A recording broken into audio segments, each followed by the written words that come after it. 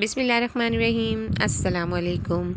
आज मैं बनाऊंगी बहुत ही ज़बरदस्त पिशावरी चरसी कढ़ाई। बहुत ही मज़ेदार ये कढ़ाई बनकर तैयार होती है और यकीन जानिए इसकी रेसिपी तो इतनी सिंपल और इतनी ही झटपट बनकर तैयार हो जाती है कि आप देखते ही रह जाएंगे।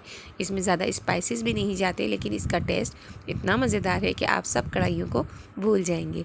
तो चलिए बनाना स्टार्ट कर लेते हैं। बहुत ही ज़बरदस्त सी, बहुत ही मज़ेदार सी और बहुत ही यूनिक स्टाइल की चरसी कढ़ाई, पेशावर की फेमस चरसी कढ़ाई। तो चलिए बनाना इसको स्टार्ट कर लेते हैं। तो यहाँ मैंने इसको बनाने के लिए ली है एक कढ़ाई, और कढ़ाई में मैं यहाँ डाल रही हूँ ऑयल। ठीक है, ये तकरीबन 1 कप ऑयल में इसमें डाल देती हूँ। बस ये ऑयल जैसे ही थोड़ा सा गर्म हो जाए, देखें यहाँ ऑयल जो है मेरा वो गर्म हो चुका है। तो अब मैं इसमें ऐड कर रही हूँ गोश्त, और गोश्त मैंने लिया था 1 kg, तकरीबन 1 किलो, और ये इसमें डाल दिया मैंने। अब गोश्त को मैं करूँगी फ्राई इस ऑयल में। अभी कोई स्पाइसेस ऐड नहीं करूँगी, सिंपल इस गोश्त को फ्राई करूँगी। फ्राई में जब तक करूँगी कि इसका जो कलर है ना गोश्त का वो चेंज हो जाए। बस सिंपल इसको हम इस तरीके से फ्राई करेंगे। देखिए गोश्त को मैंने तकरीबन 6 से 8 मिनट तक ऑयल में फ्राई किया है। तो इसका कलर जो है ना वो देखें कैसा हो गया है ना।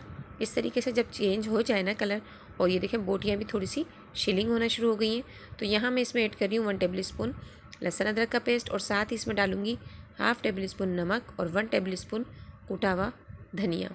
धनिया को कोई मैंने भुना नहीं है, सिंपल जैसा धनिया होता है उसको लेकर और बस मोटा मोटा कूटा है और वो डाल दिया है। बस अभी ये सिर्फ यही मसाले जाएंगे, अभी और कुछ नहीं डालना है।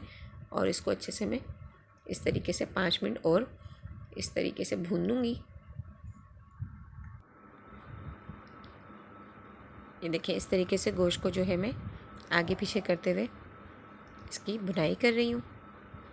ये जो मैंने मसाले ऐड किए ना, मसाले तो बहुत ही मुख्तसर डलते हैं इस कढ़ाई में, लेकिन यकीन जानिए इसका टेस्ट बहुत ही मुनफरिद है, बहुत ही मज़ेदार है।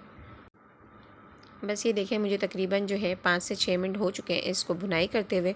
तो अब मैं इसमें ऐड कर दूँगी पानी, और पानी में यहाँ डालूँगी इसमें तकरीबन 2 गिलास। मीडियम साइज़ है मेरे गिलास का। तो इस तरह से ये 2 गिलास पानी डाल के और स्लो फ्लेम पे मैं इसको कवर करके पकने दूँगी जब तक हमारा गोश्त जो है वो अच्छे से गल जाए। बाहर जब रेस्टोरेंट में ये पकाई जाती है ना, तो वहाँ क्या होता है कि पहले से इसको गोश्त को जो है बॉयल करके रख लिया जाता है, या फिर प्रेशर कुकर का इस्तेमाल किया जाता है ताकि उससे झटपट से ये तैयार हो जाए। तो चलिए कर लेते हैं इसको कवर और पकने देते हैं तब तक कि हमारा गोश्त गल जाए। यहाँ देखिए मुझे तकरीबन हो चुके हैं 30 से 35 मिनट, और बिल्कुल स्लो फ्लेम पे मैंने इसको पकने के लिए रख दिया था। तो आप देखें यहाँ पानी जो है वो बिल्कुल थोड़ा सा इसमें रह गया है। हमने 2 गिलास पानी ऐड किया था पकने के लिए, तो गोश्त मैंने चेक किया है वो भी बिल्कुल हमारा गल चुका है। तो यहाँ इस टाइम पे मैं अब ऐड करूँगी टमाटर, और टमाटर मैंने बड़े साइज़ के 2 लिए हैं। अगर दरमियाने साइज़ के हों तो आप 3 टमाटर ऐड कर लीजिएगा। इस तरीके से मोटे मोटे रिंग काट के टमाटर के मैंने डाल दिए हैं, और 1 टेबल स्पून भर के मैंने लिया है ये फ्रेश कुटी हुई काली मिर्चों का। ये देखिए अब ये डाल रही हूँ मैं इसमें हरी मिर्चें, वो ली है मैंने 4 से 5 हरी मिर्चें, बीच में से बस सिंपल 2-2 पीस कर लिए। अब इसको इस तरीके से हिलाते हुए अच्छे से मिक्स कर लूँगी। काली मिर्चें आपको इसमें फ्रेश ही कूट के डालनी है, जिस तरह से मैंने डाली है। बिल्कुल पाउडर नहीं डालना, थोड़ा सा मोटा मोटा सा कुटा हुआ ही इसको डालने से इसका टेस्ट आएगा। बस अब मैं इसको कर दूँगी थोड़ी सी देर के लिए कवर, तकरीबन 5 से 6 मिनट के लिए, ताकि क्या होगा ना कि अब इसका टमाटर का जो छिलका है ना वो नरम हो चुका होगा। 5 मिनट हमें हो चुके हैं। तो अब मैंने इसका जब कवर हटाया तो आप देखें, ये देखें कितनी आसानी से इसका जो है टमाटर का छिलका जो है वो उतर रहा है। इस तरीके से तमाम छिलके हम हटा लेते हैं। इस तरीके से देखिए बिल्कुल आसानी से हट जाएंगे। सिर्फ 5 मिनट मैंने कवर किया था, और ये भाप जैसे ही बनी अंदर तो ये टमाटर का जो छिलका है सॉफ्ट हो गया। अब जहाँ जहाँ मुझे टमाटर नज़र आ रहे हैं, तो जितना वो मैश हो सकते हैं उतना मैं इसको दबाते हुए इस तरीके से मैश भी करती जा रही हूँ टमाटरों को। ठीक है, और मज़ीद अभी इसको दोबारा से हम कवर करके रख देंगे पकने के लिए, ताकि ये टमाटर का जो अच्छा सा पानी है ये भी ड्राई हो जाए और टमाटर भी अच्छे से गल जाए। तकरीबन मुझे 10 से 12 मिनट और हो चुके हैं, और आप देखें टमाटर भी अच्छे से जो है वो अपना पानी खुश्क कर चुके हैं, ये देखें। और टमाटर बिल्कुल सॉफ्ट हो चुके हैं, ये देखें। मैं प्रेस कर रही हूँ तो बिल्कुल मैश हो रहे हैं, ये देखें। बस इसी कंडीशन पे अब इसकी थोड़ी सी मैं करूँगी भुनाई। इस तरीके से इसको टमाटरों को मैश करते हुए मैं इसकी भुनाई कर रही हूँ। ये बिल्कुल टमाटर मैश हो चुके हैं और इतनी मज़ेदार इस वक्त खुशबू आ रही है ना, बहुत ही ज़बरदस्त। ये देखिए बिल्कुल टमाटर मैश हो चुके हैं। इसकी तकरीबन मैंने 4 से 5 मिनट और भुनाई करनी है ताकि अच्छे से जो है इसका ऑयल जो है वो ऊपर आ जाए, इस तरीके से। ये देखिए अब मैं यहाँ मेरे पास है अदरक जूलियन कट कटी हुई, ये भी इसमें डाल देती हूँ।